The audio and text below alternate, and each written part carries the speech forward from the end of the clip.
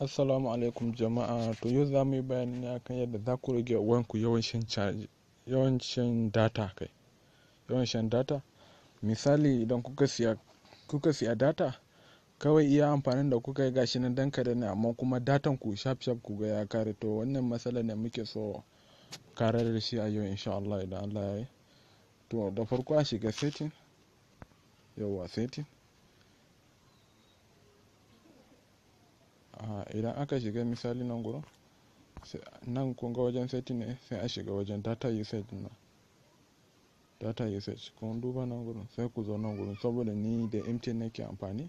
Idan ma Glo ne za ku iya zuwa ku ga, saboda sim din biyu ne, za ku iya zuwa nan gurin ku ga yadda za a yi. Sai kuma gashi nan wajen MTN ne. To saboda ni da MTN nake amfani, kun ga irin datan da ya sha a rubuce a nan gurin. Amma to kun ga Glo babu a nan gurin, saboda me? Saboda bana amfani da shi. To shi yasa kun duba, kun ga nan gurin,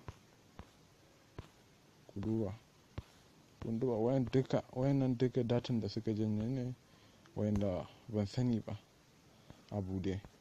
To alal misali idan aka zo nan gurin, sai misali a shiga nan, kun ga district app background data. To kun ga wannan background data, to shine saboda a bude ne, shi kuma sai ya dinga jan data na, sai a rufe shi kamar haka. Kun ga ya rufu? To idan har ta bude, to fa shikenan data na iya amfani da zan yi. Sai ku ga iya amfanin da kuka yi gashi kuma data naku gaba da ya tafi. To shine idan aka rufe nan gurin, sai a kara fita a nemo wani ma. Kun ga wannan ma shi ma a bude take, sai a rufe shi a fita kara nemo wani wannan.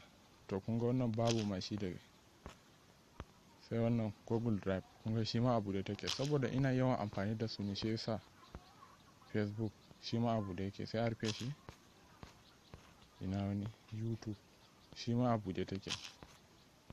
Yawwa WhatsApp shi ma a bude. Kai kun ga shi yana shan data na ma, nima da yawa ban sani ba. .os shi ma babu a ciki.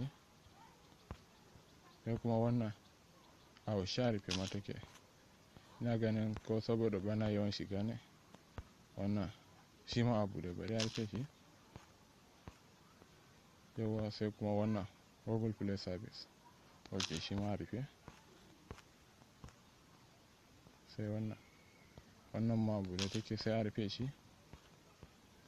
Wannan kai, to da haka ne kawai za a bi a rurrufe su gaba daya daga nan gurin. Kowanne ko daya ba za a bari ba. Wayannan gaba ki daya sai a rurrufe su. To wannan shine ta yadda zai taimaka maka wajen amfani da datan ka, iya yadda ka siya, iya yadda za ka amfani da shi ba tare da wani abu ya shiga tsakani ya janye datan naka ba. To wannan shine dama bayanin da muke so mu yi akan yadda